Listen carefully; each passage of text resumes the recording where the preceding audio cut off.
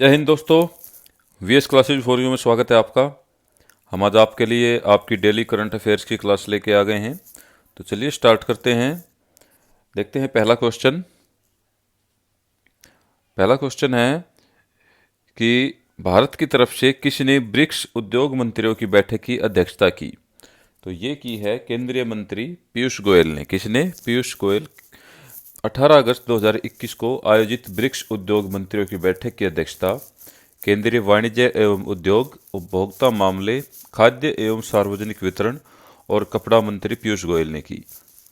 यह बैठक समूह के तौर पर एक साथ काम करने और एक दूसरे की शक्तियों को पूरक बनने, सर्वोत्तम प्रचलन साझा करने, कमजोरियों से सीखने और 2030 के सतत विकास लक्ष्य की प्राप्ति के लिए सकारात्मक और रचनात्मक तरीके से आगे बढ़ने की प्रतिबद्धता के साथ संपन्न हुई।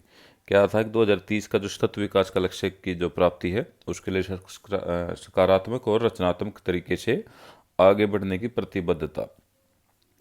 जो ये अभी पीयूष गोयल जो हमारे उद्योग मंत्री हैं, उद्योग एवं कपड़ा मंत्री, जो कई विभाग इनके अंडर हैं, तो इन्होंने इसकी अध्यक्षता की थी 18 अगस्त 2021 को। कब की थी? 18 अगस्त 2021 को ब्रिक्स देशों के उद्योग मंत्रियों की बैठक की अध्यक्षता। पांचवी बैठक थी ये। जो उद्योग मंत्रियों की पांचवी बैठक थी ये।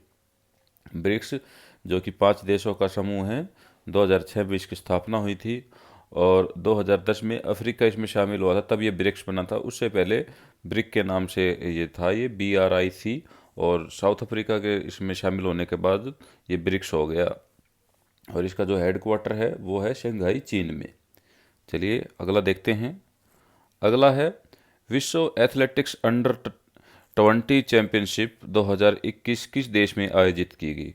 ये अभी आयोजित की गई थी, तो ये की गई थी केन्या में। कहाँ पर की गई थी? केन्या में। वर्ल्ड एथलेटिक्स अंडर 20 चैंपियनशिप 2021 ये आयोजित हुई थी 18 अगस्त से 22 अगस्त 2021 तक केन्या की राजधानी नैरोबी में। केन्या की राजधानी नैरोबी में ये आयोजित की गई थी। इसमें जो भारत की तरफ से, जो भारत के एक युवा एथलीट हैं 17 वर्षीय शैली सिंह, उन्होंने 22 अगस्त को लॉन्ग जंप में 6.59 मीटर की छलांग लगाकर एक सिल्वर मेडल जीता। ये भारत की झांसी की रहने वाली हैं। और दूसरी तरफ मिक्स्ड रिले में 4x400 मीटर मिक्स्ड रिले में भारत ने एक ब्रॉन्ज मेडल भी जीता है। ब्रॉन्ज मेडल मिक्स्ड रिले में जीता है, जिसमें श्रीधर प्रिया मोहन, सोमी और कपिल की जोड़ी इसमें खेली थी, इसमें दौड़ी थी मिक्स्ड रिले में। इसमें ब्रॉन्ज मेडल जीता। और साथ ही एक और सिल्वर मेडल इसमें जीता है, वो है रोहतक के अमित कुमार खत्री ने 10 कुमार पैदल चाल में, उन्होंने इसमें सिल्वर मेडल जीता है।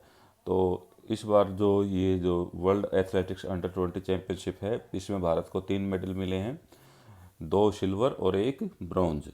और टोटल इसके अब भारत के जो मेडल हो गए हैं वो हो गए 6। चलिए नेक्स्ट देखते हैं। नेक्स्ट है किस अभिनेत्री को जियो मामी फिल्म महोत्सव का अध्यक्ष नियुक्त किया गया है। जियो मामी, मामी का जो इसमें मतलब है वो है Mumbai academy of moving image. Mumbai academy of moving image. तो इसका जो अध्यक्ष नियुक्त किया गया है वो किया गया है अभिनेत्री प्रियंका चोपड़ा को। अभिनेत्री प्रियंका चोपड़ा को जियो मामी का अध्यक्ष नियुक्त किया गया है। दीपिका पादुकोण के पद से हटने के 4 महीने के बाद अभिनेत्री निर्मात्री Priyanka Chopra Jonas, Nick Jonas के साथ इन्होंने शादी की है। तो प्रियंका चोपड़ा जोनास को जियो मामी फिल्म महोत्सव के अध्यक्ष के रूप में घोषित किया गया है। ये जो मामी है, Mumbai academy of moving image, ये 1997 में इसकी स्थापना हुई थी। और ये कहाँ पर है? ये मुंबई में स्थित है। जियो मामी फिल्म महोत्सव का अध्यक्ष प्रियंका चोपड़ा। चलिए अगला देखते हैं। अगला है कि भारतीय सेना ने 400 किलोमीटर जज्बा तिरंगा रिले मैराथन का आयोजन कहाँ पर किया। तो भारतीय सेना ने 400 किलोमीटर जज्बा तिरंगा रिले मैराथन का आयोजन किया है जम्मू और कश्मीर में। जम्मू और कश्मीर में भारतीय सेना ने 400 किलोमीटर जज्बा तिरंगा रिले मैराथन का आयोजन किया। नियंत्रण रेखा पर भारतीय ध्वज तिरंगे को लेकर 300 से अधिक सैनिकों ने इसमें भाग लिया। और ये जो दौड़ हुई थी, इसका जो मुख्य उद्देश्य था वो था सैनिकों और स्थानीय लोगों के बीच भाईचारे की भावनाओं को जगाना। तो ये जो इसको जो फ्लैग जो दिया गया था, तो ये किया था वहाँ पर major general Rajiv Puri, general officer commanding, और एस ऑफ स्पेड्स डिवीजन ने इसको हरी झंडी दिखाकर इसको रवाना किया था। जम्मू कश्मीर के उपराज्यपाल मनोज सिन्हा भी थे।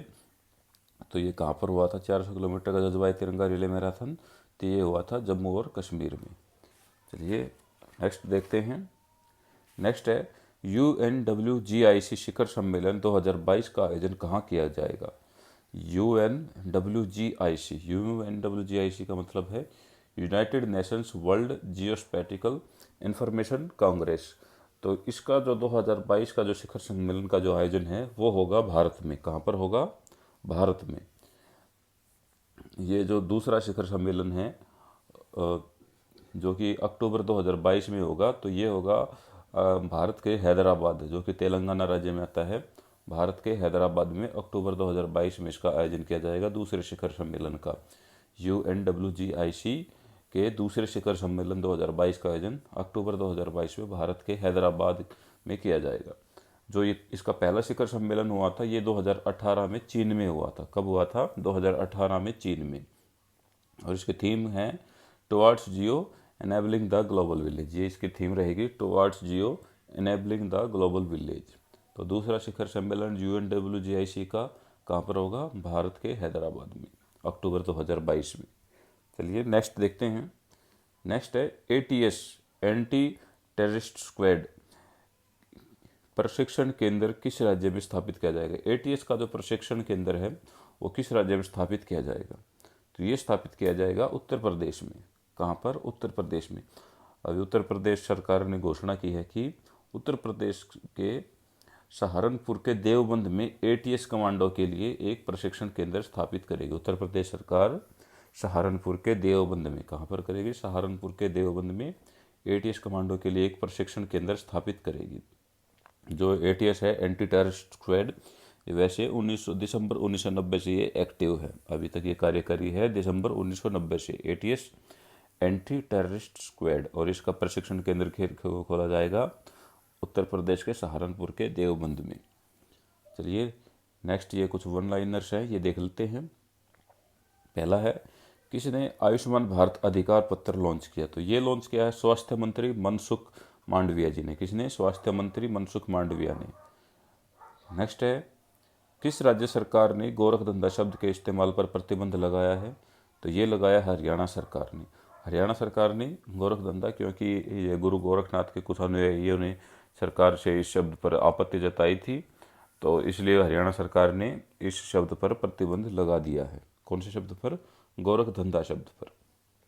अगला है, किस स्मॉल फाइनेंस बैंक ने मेगा ब्रांड बदलाव हमसे की शुरुआत की? मेगा ब्रांड बदलाव हमसे की शुरुआत की है स्मॉल फाइनेंस बैंक ने। तो ये की है AU स्मॉल फाइनेंस बैंक ने। किसने? AU स्मॉल फाइनेंस बैंक ने इसकी शुरुआत की है। और अभिनेता आमिर खान और अभिनेत्री कियारा आडवाणी इसके ब्रांड एम्बेसडर भी बनाए गए हैं। और उन्होंने इस जो ये मेगा ब्रांड है बदलाव हमसे, इसको उन्होंने लॉन्च किया है। चलिए नेक्स्ट है, जायर अल बहार अभ्यास का दूसरा संस्करण किन देशों के बीच संपन्न हुआ? जायर अल बहार अभ्यास का जो दूसरा संस्करण है वो भारत और कतर के बीच संपन्न हुआ। इससे पहले 2019 में इसका पहला संस्करण हुआ था। चलिए नेक्स्ट है, किस राज्य के राज्यपाल ने 8 पोस्ट कार्ड कवर जारी किए? किस राज्य के राज्यपाल ने 8 पोस्ट कार्ड कवर जारी किए हैं? तो ये किए हैं राजस्थान के राज्यपाल ने। राजस्थान के राज्यपाल कलराज मिश्र ने कला संस्कृति को प्रदर्शित करने वाली विभिन्न कलाओं और उत्पादों पर विशेष पोस्ट कार्ड जारी किए हैं।